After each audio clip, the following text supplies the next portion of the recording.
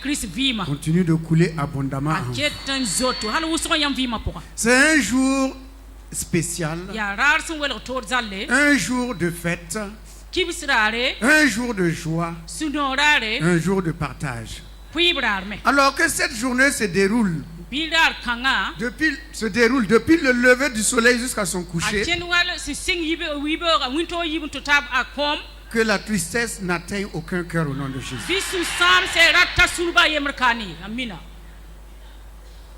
Qu'il n'y ait point de mésentente ni d'incompréhension, où que ce soit au nom de Jésus-Christ. Que la paix soit dans les cœurs et dans les familles en ce jour-là au nom de Jésus-Christ. Que la fête se termine. La fête de la résurrection se termine dans une paix absolue au nom de Jésus. C'est une journée où, oubliant ce qui est passé, on regarde à ce qui est devant. On oublie ce qui est passé et on regarde ce qui est devant.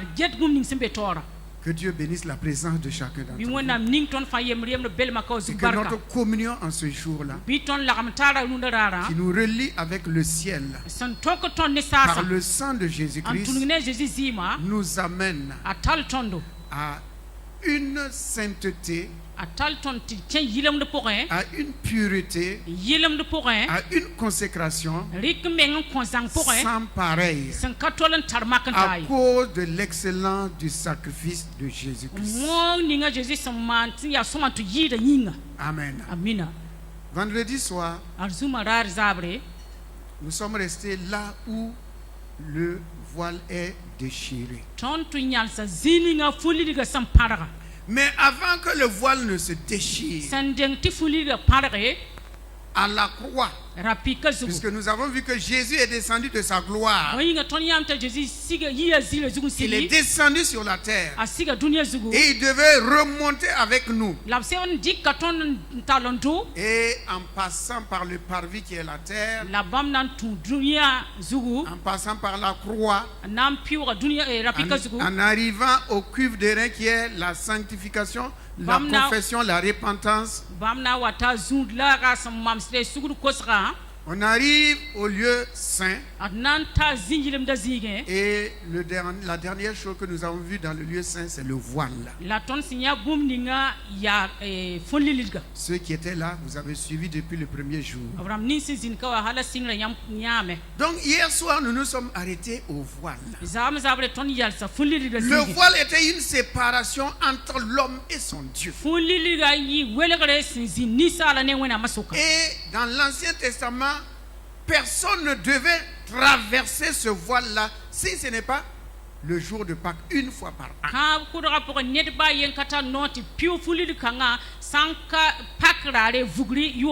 Comment le voile est déchiré? Parce que Christ était à la croix. Et lorsqu'il était à la croix, il a souffert. Nous avons vu cela de long en large. Mais il s'est écrié lorsqu'il allait rendre l'esprit. Rendre l'esprit. L'homme rend l'âme. L'homme rend l'âme. Mais Jésus a rendu l'esprit. Ce n'est pas la même chose. Parce que le corps est allé au tombeau. L'âme est allée en enfer. Mais l'esprit est allé à Dieu. Voilà pourquoi il est écrit qu'il a rendu l'esprit. Il n'a pas rendu l'âme. Mais avant de rendre l'esprit, il s'est écrié: Père, tout est accompli. Tout est accompli. Qu'est-ce qui est accompli? C'est en ce moment-là que le voile est déchiré. Mais qu'est-ce qui est accompli? Allons dans le livre de Jean. Jean 17. Jean 17, Jésus nous amène dans le lieu saint. Parce que de Jean 1 jusqu'à Jean 12, c'est Jésus dans le parvis. Jésus dans le monde. Jésus se présentant au monde par les miracles, par les guérisons, par les résurrections. Il était dans le monde, dans le parvis du monde, et il se présentait au monde de Jean 1 jusqu'à Jean 12. Mais à partir de Jean 13, et principalement Jean 13, il nous amène déjà à la cuve des reins, où il va laver les pieds de ses disciples. Et nous avons vu qu'il ne fallait pas laver tout le corps, parce que le salut est acquis une fois. Mais en marchant, on pêche. Et il faut maintenant laver les pieds. Et après Jean 13, nous rentrons dans Jean 14, où maintenant il nous révèle la relation avec Dieu, dans le lieu très saint, notre relation avec Dieu. Donc dans Jean 17, il va déclarer quelque chose, ce qui est écrit dans Jean 17, 24, 25.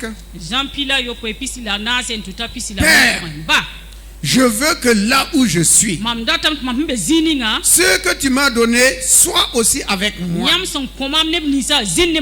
afin qu'il voie ma gloire, la gloire que tu m'as donnée, parce que tu m'as aimé avant la fin du monde. Que Dieu bénisse sa sainte et divine parole.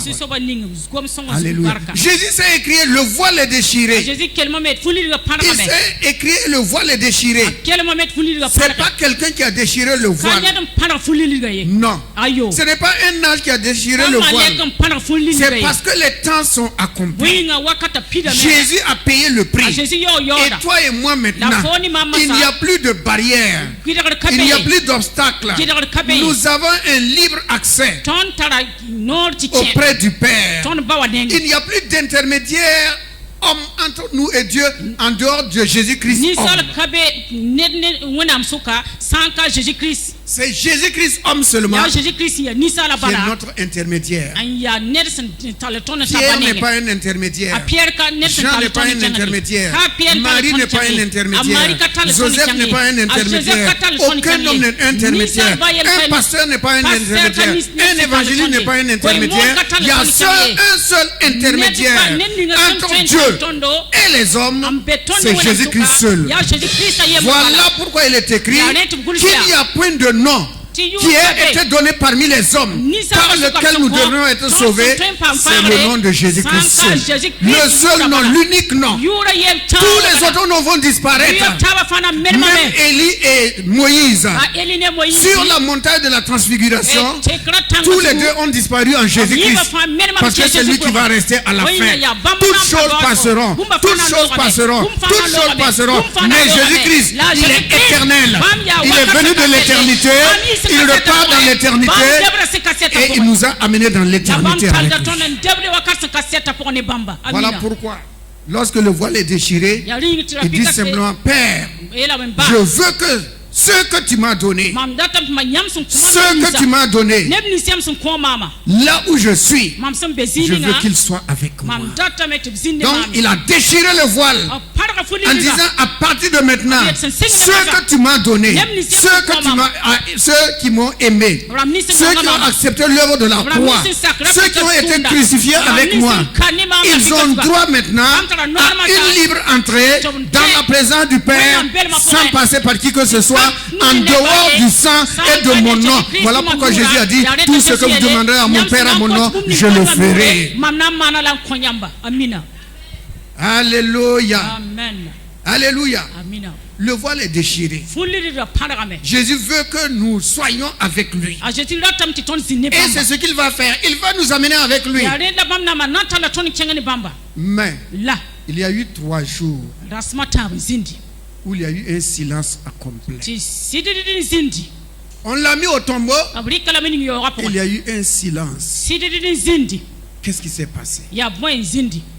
Ces 3 jours-là, où c'est le silence absolu. On va plus tard nous ramener uniquement au jour où les femmes se sont présentés au tombeau et ont trouvé que le tombeau est vide. Mais qu'est-ce qui s'est passé pendant ces 3 jours? Personne ne voyait Jésus. Joseph d'Arimathie. Joseph d'Arimathie, Nicodème, les deux ont descendu Jésus de la croix. Ils l'ont mis dans le tombeau. Ça, c'est correct. Tout le monde a vu. Mais ce qui s'est passé au-delà, dans les 3 jours, aucun homme n'a vu. Il fallait que Jésus revienne à la vie pour que la révélation nous soit donnée que pendant qu'il était sur la croix, il a dépouillé les dominations, les autorités. Et maintenant, il est allé dans le royaume même de Satan, le royaume de la mort. Il est allé là-bas pour terminer son travail, pour aller tout achever maintenant. Il est descendu là-bas et pendant 3 jours en enfer, c'était feu et boum. Parce que Satan ne savait plus où rentrer. Personne dans ce royaume-là, parce qu'il était, pourquoi? Parce qu'il est écrit que la mort ne pouvait pas le retenir. La mort ne pouvait pas le retenir. Satan ne peut pas le retenir. La corruption ne peut pas le retenir. Aucun démon ne pouvait le retenir. Et pendant ces 3 jours-là, tout ce qu'il y avait comme maladie, tout ce qu'il y avait comme maladie, tout ce qu'il y a comme pauvreté, tout ce qu'il y a comme malédiction, il est descendu là-bas pour rendre à César ce qui est à César. Parce que Dieu n'est jamais malade. Dieu n'a jamais été pauvre. Il n'y a pas de malédiction en Dieu. Donc tout ce qui était est sur la terre, pauvreté, maladie, mort, malédiction, Jésus est allé en enfer pour dire César, pour dire à Satan, ça, c'est ton lot, prends ton lot, prends ce qui est à toi, prends ce qui est à toi.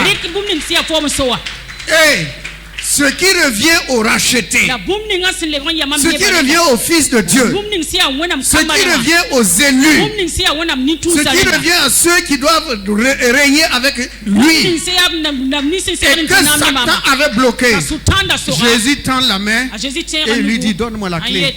La clé, la clé, la clé. Il a remis la clé. Et ce jour-là, il est dit que lorsque Jésus est ressuscité, on a vu le corps des saints aussi qui sont ressuscités. Des morts sont sortis du tombeau et on les voyait se promener à Jérusalem. Pourquoi? Parce que les portes de l'enfer et de la mort vaincus, ouvertes, et tous les prisonniers qui étaient là-bas sont tous sortis. Voilà pourquoi toi et moi nous avons la liberté de célébrer notre Dieu. Nous ne sommes plus en prison. Non. Nous sommes sortis. Et celui qui doit rester là-bas, il est resté là-bas. Maintenant, il a été détrôné. Vous savez, quand quelqu'un a été détrôné, il veut se venger. Il veut se venger avec qui? C'est avec toi et moi. Pourquoi? Parce que Jésus nous a libérés. Il veut se venger. Voilà pourquoi la parole de Dieu dit qu'il rôde, qu'il cherche à se venger. Mais il est sans pouvoir et sans force. Alléluia. Il est écrit que le péché n'aura aucun pouvoir sur vous. Il n'aura plus de pouvoir sur vous. Si toutefois vous êtes greffé au sceptre, vous demeurez au sceptre. Si vous demeurez au sceptre, le péché ne peut pas vous vaincre.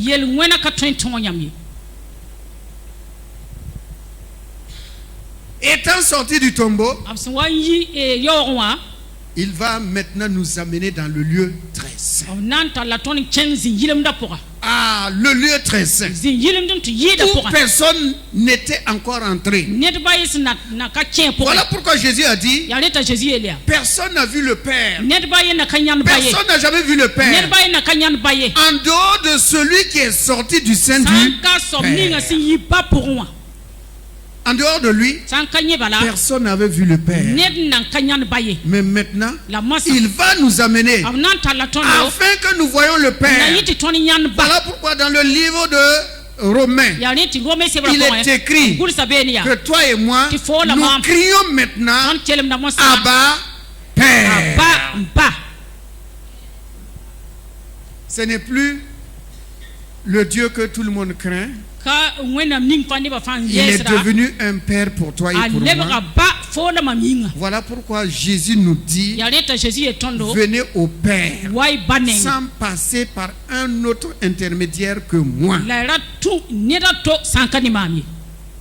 Et maintenant, alléluia, en sortant du tombeau,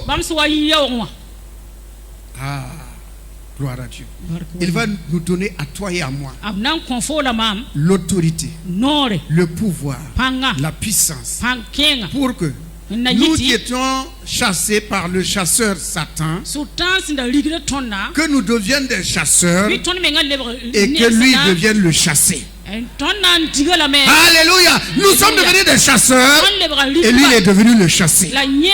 C'est comme si nous étions des chasseurs et lui il est le gibier maintenant. Voilà pourquoi Jésus a dit, allez-y, chassez les démons maintenant. Ils vous ont maltraité. Ils vous ont rendu esclaves, misérables, malheureux, pauvres. Mais maintenant, où j'ai vaincu, où je vous ai transféré la victoire, c'est à vous maintenant de chasser les démons. Alléluia. Et ce que j'ai fait, à vous aussi de le faire. Imposez les mains aux malades. Et les malades seront guéris. 3 jours dans le tombeau. 3 jours. C'était pour régler le compte de Satan.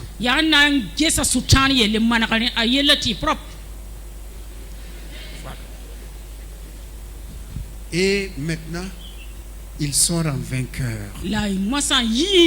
Il sort en vainqueur. Et lorsqu'il est sorti, il est écrit que la mort n'a plus de pouvoir. La mort n'a plus de pouvoir. C'est terminé. C'est vrai. La parole de Dieu dit que notre corps mortel, ce corps mortel là, il ressemble au voile du corps de Jésus-Christ. Ce voile là doit être détruit. Et lorsque ce voile va être détruit, notre âme n'ira pas en enfer comme l'âme de Jésus est allée en enfer. Notre âme ira directement avec notre esprit auprès du Père. Parce que Jésus, en allant, lorsque son âme était en enfer,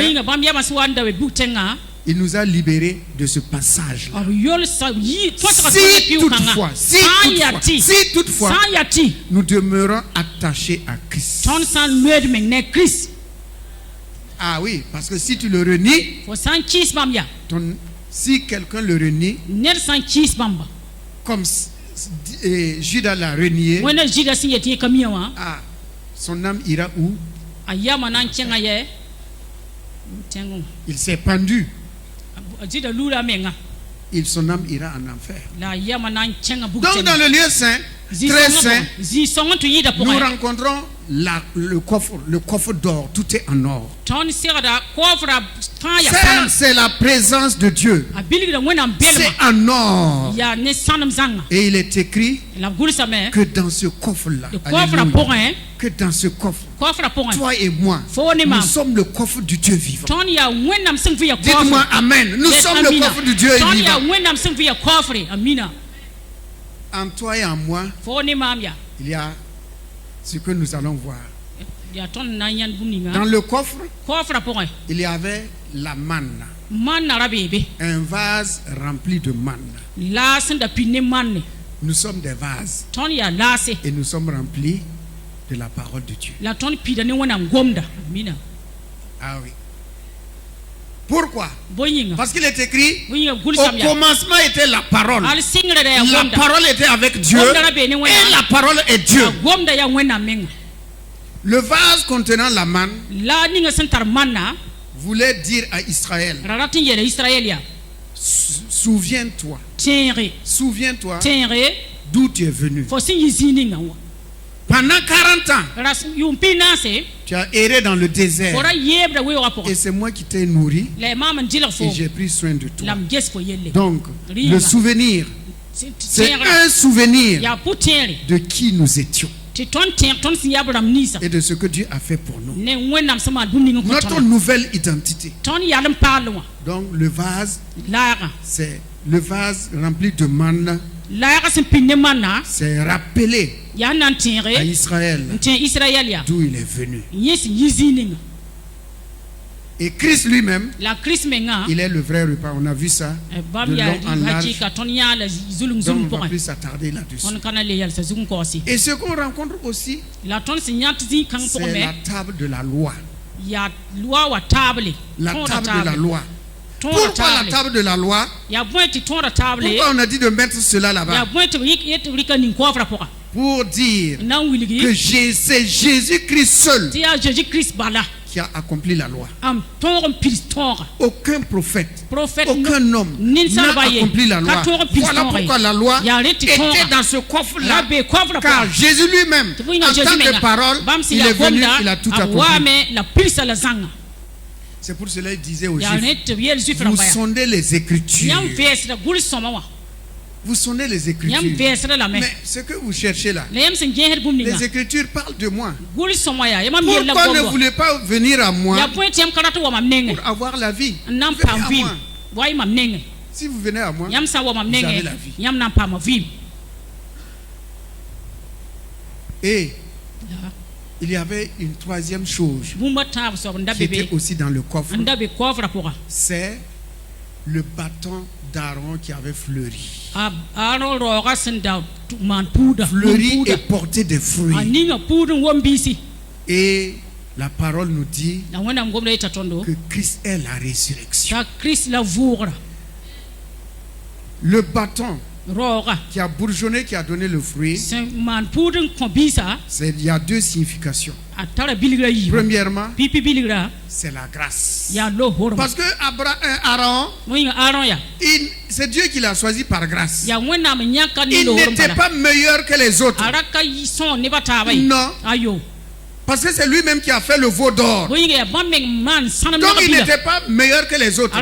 Mais par la grâce, par l'élection, Dieu l'a choisi. Et c'est lui qui est devenu le grand sacrificateur. En tant que grand sacrificateur, en effet, il devait être dans la présence de Dieu. Deuxièmement, le bâton a donné du fruit.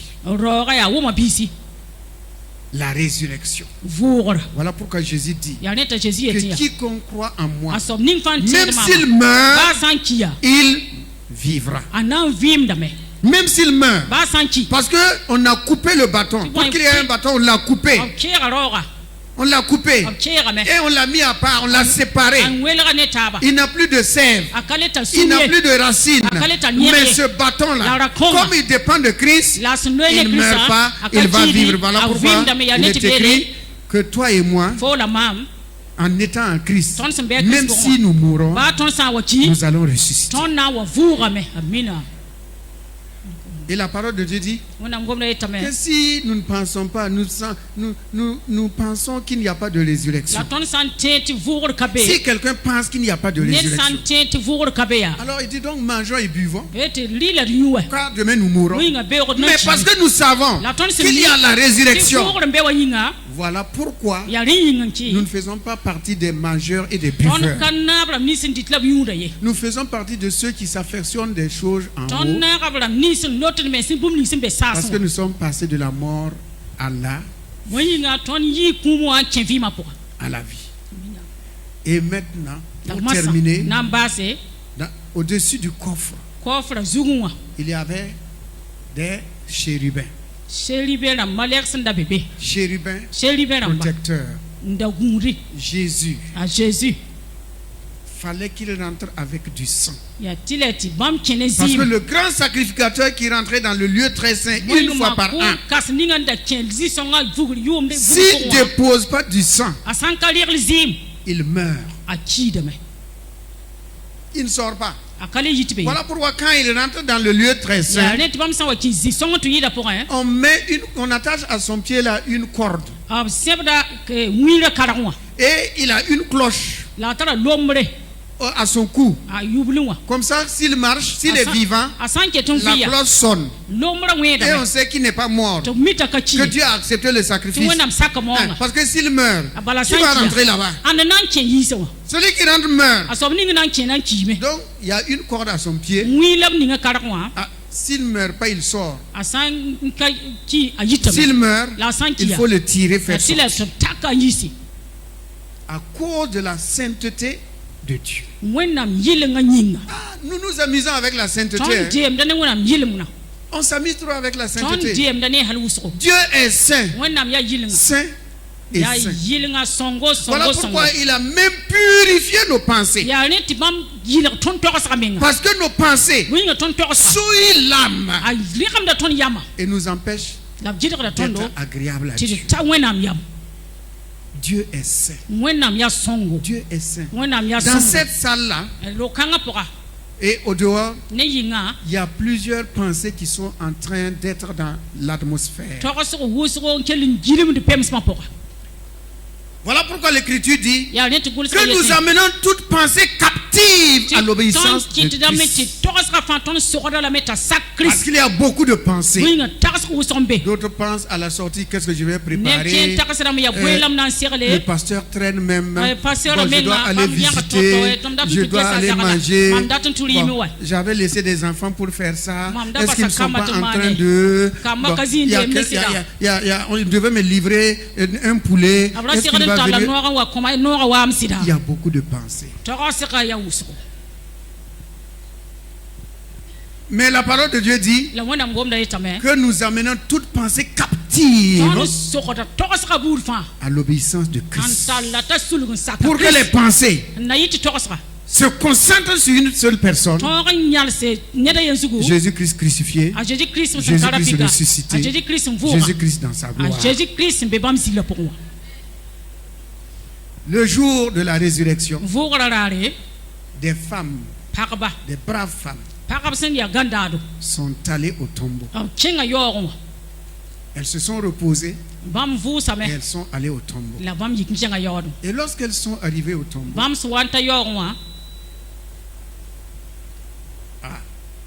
mais pendant ces 3 jours aussi, voyons les disciples. Les disciples se lamentaient. Oui ou non? Vous êtes d'accord avec moi? Les disciples se lamentaient et pleuraient parce que l'Écriture dit qu'il disait on pensait que ce serait lui. On pensait que ce serait lui.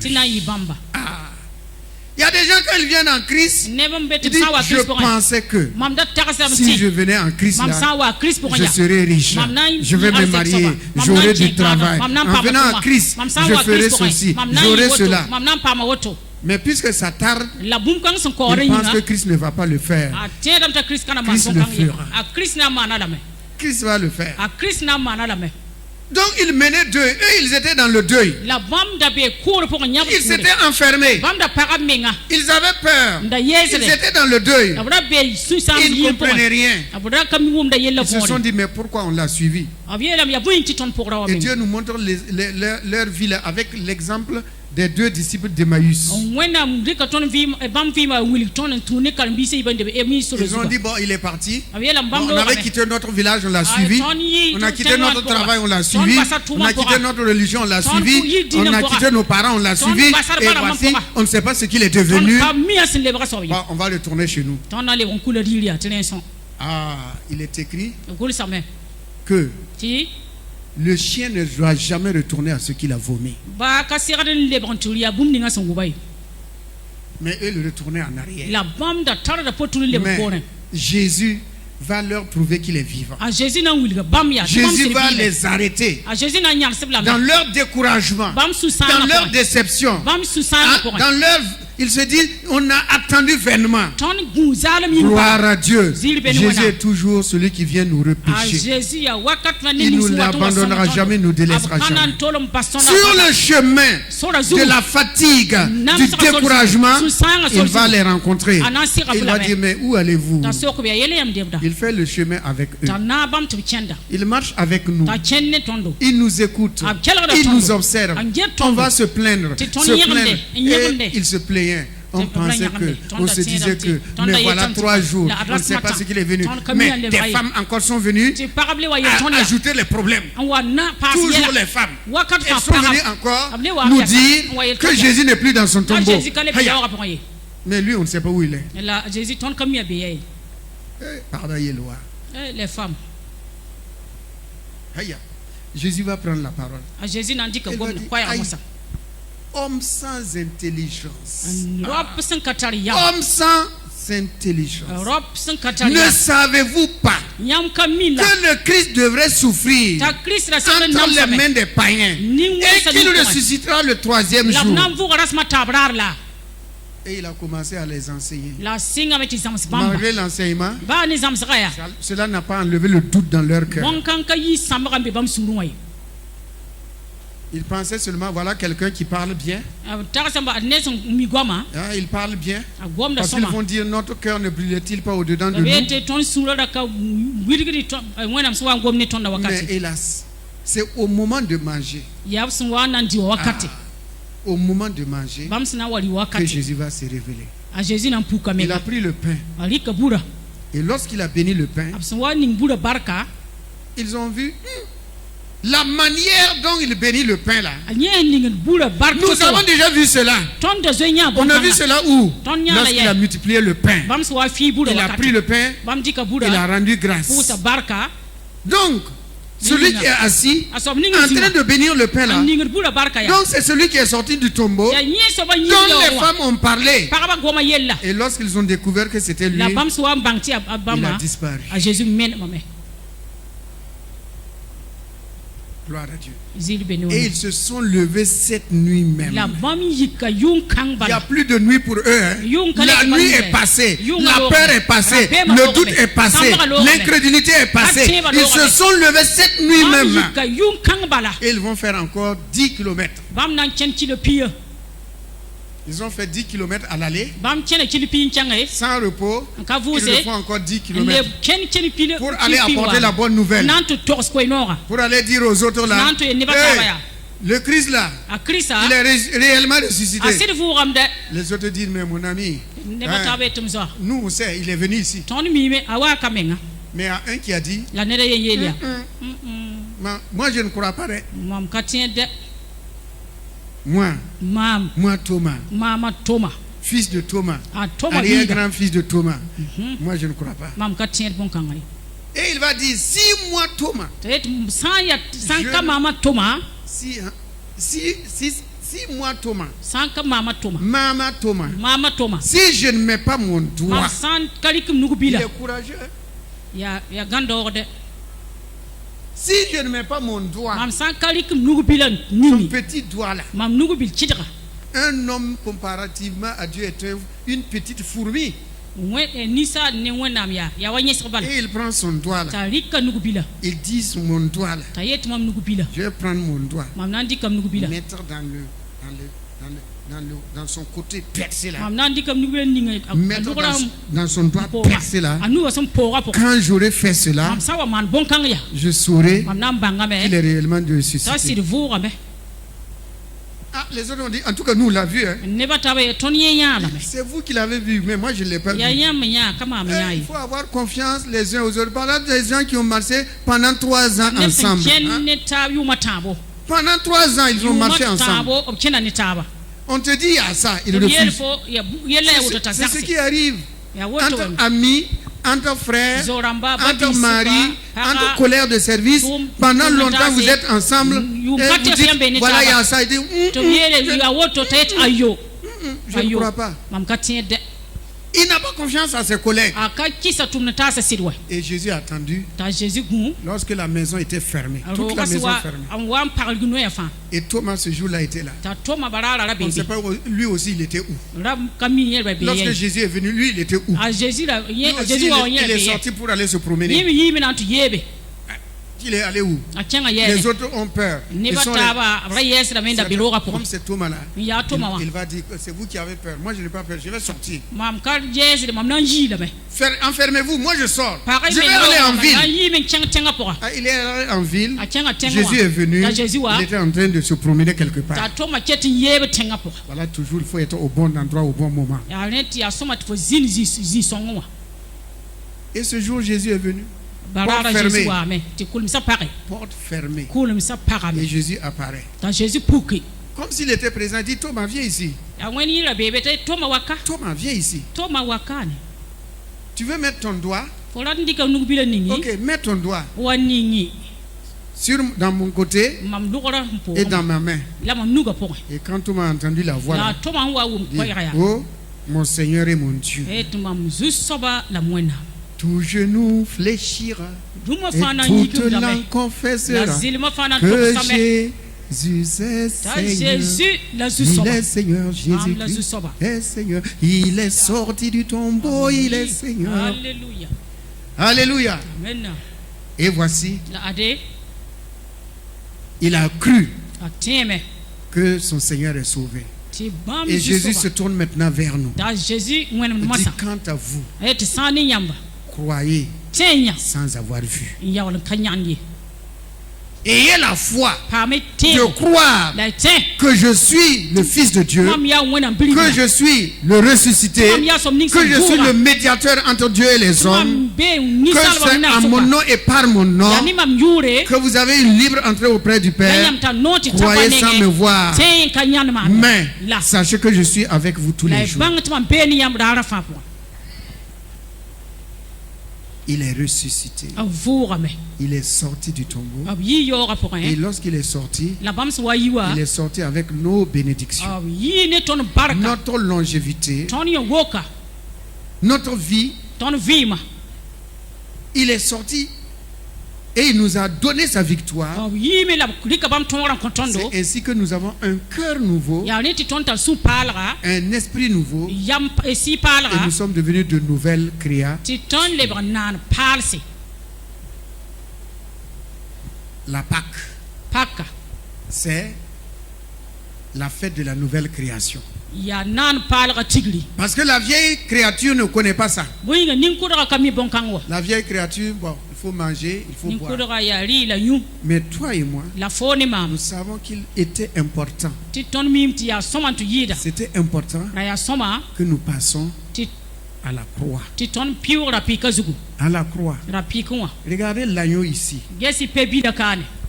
Braqué sur l'agneau. Voilà. Recule encore un peu. Regardez. Vous voyez? Ça scintille, non? Regardez sur l'écran là. Regardez.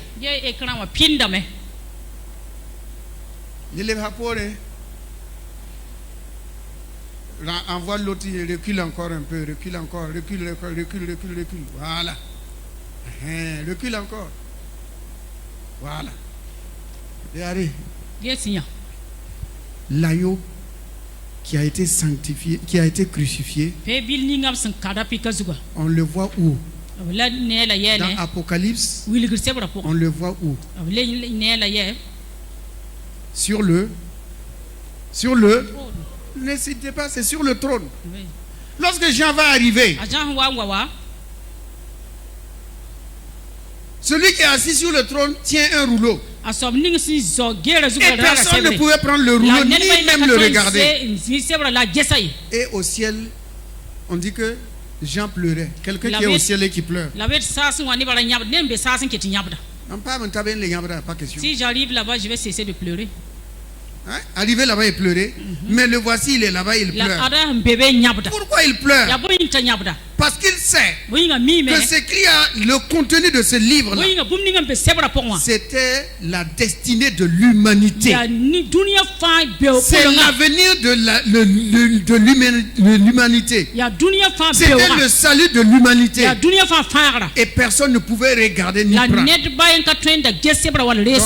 Il était découragé, il pleurait. C'est ce moment qu'un des vieillards s'approche de lui pour lui dire: ne pleure pas.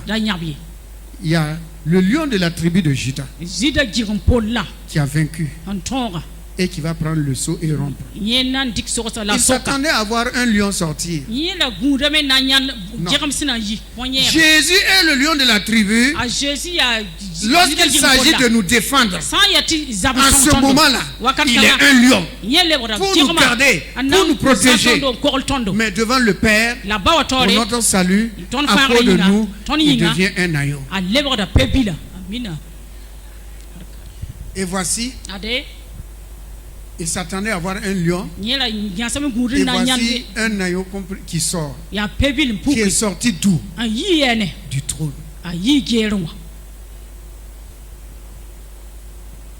Ah. Donc lorsque Jean-Baptiste disait voici l'agneau de Dieu, qui est réellement l'agneau? Dans l'Ancien Testament, il s'est présenté à Abraham comme un bélier.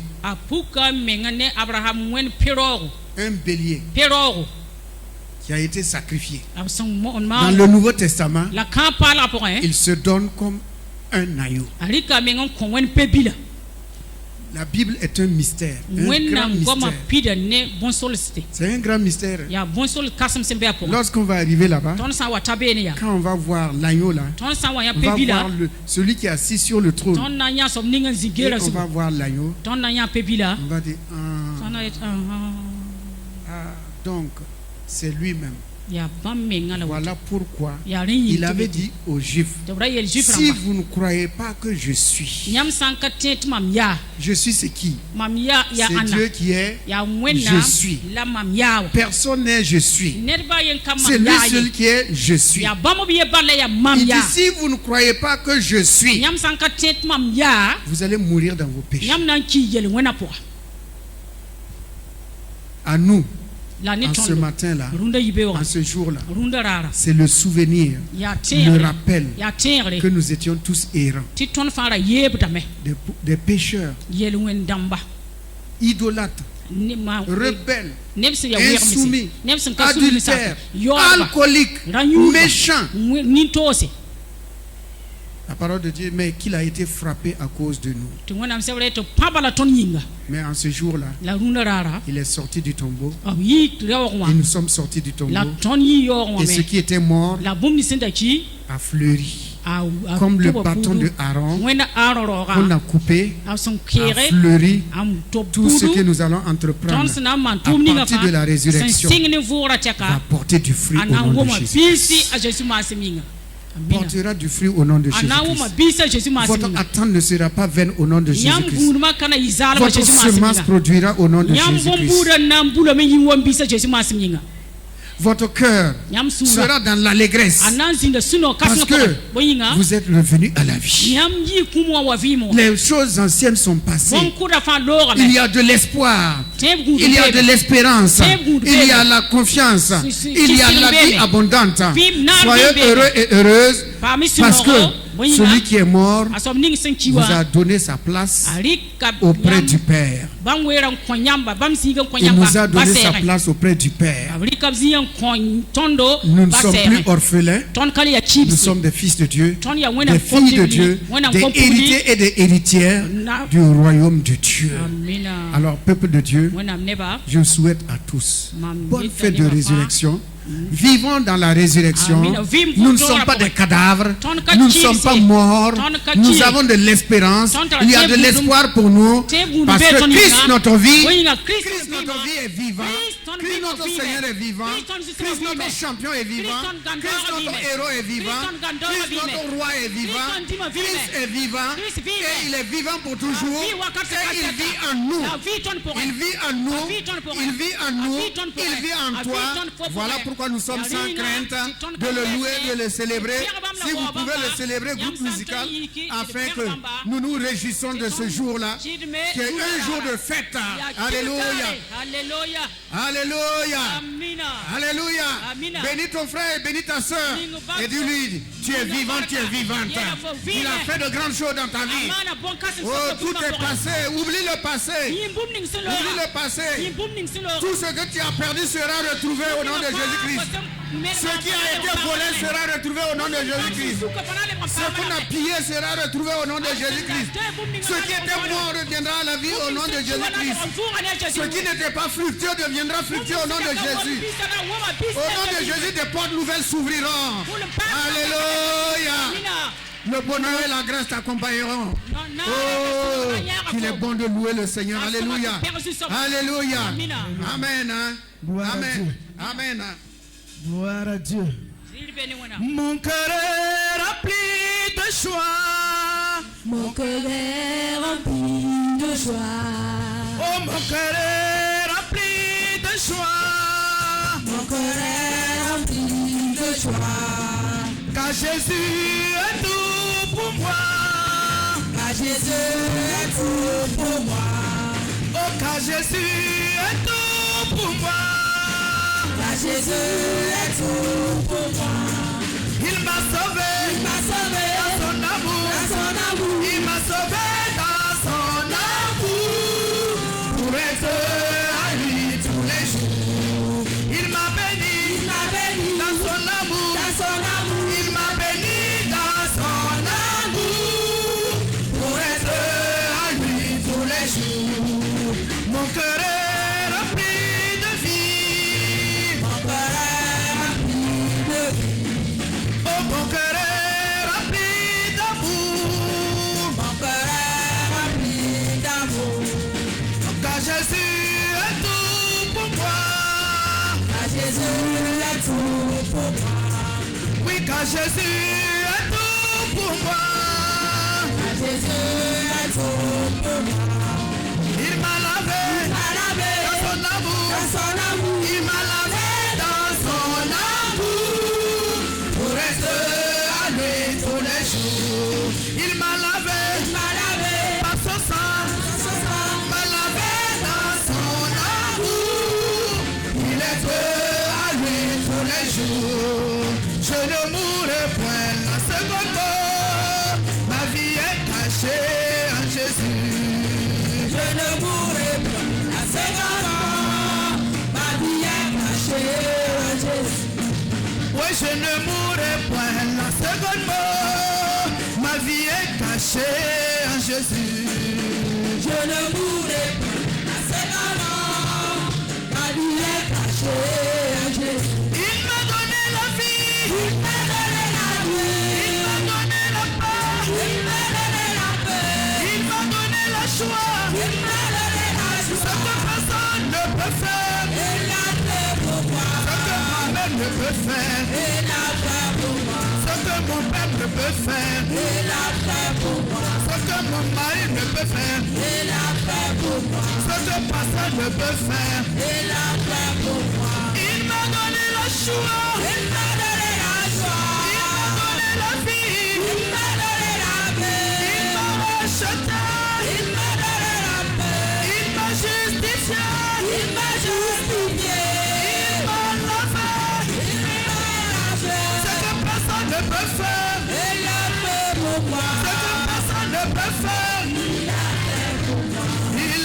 fait pour moi. Il l'a fait pour moi. Il l'a fait pour toi. Il l'a fait pour moi. Il l'a fait pour nous. Il l'a fait pour moi. Il l'a fait pour nous. Il l'a fait pour moi. Il m'a donné la vie. Il m'a donné la vie. Il m'a donné la vie. Il m'a donné la vie. Il m'a donné la joie. Il m'a donné la joie. Ce que personne ne peut faire. Il l'a fait pour moi. Ce que maman ne peut faire. Il l'a fait pour moi. Ce que papa ne peut faire. Il l'a fait pour moi. Ce que ma soeur ne peut faire. Il l'a fait pour moi. Ce que mon frère ne peut faire. Il l'a fait pour moi. Il l'a fait pour moi. Il l'a fait pour moi. Il l'a fait pour toi. Il l'a fait pour moi. Il l'a fait pour nous. Il l'a fait pour moi. Je ne mourrai point la seconde mort. Ma vie est cachée en Jésus. Je ne mourrai point la seconde mort. Ma vie est cachée en Jésus. Oh, je ne mourrai point la seconde mort. Ma vie est cachée en Jésus. Je ne mourrai point la seconde mort. Ma vie est cachée en Jésus. Il m'a donné la vie. Il m'a donné la vie. Jésus m'a racheté. Il m'a racheté. Il m'a lavé. Il m'a lavé. Ce que personne ne pouvait faire. Il a fait pour moi. Ce que mon père ne peut faire. Il a fait pour moi. Ce que ma mère ne peut faire. Il a fait pour moi. Il l'a fait pour moi. Il a fait pour moi. Il l'a fait pour nous. Il a fait pour moi.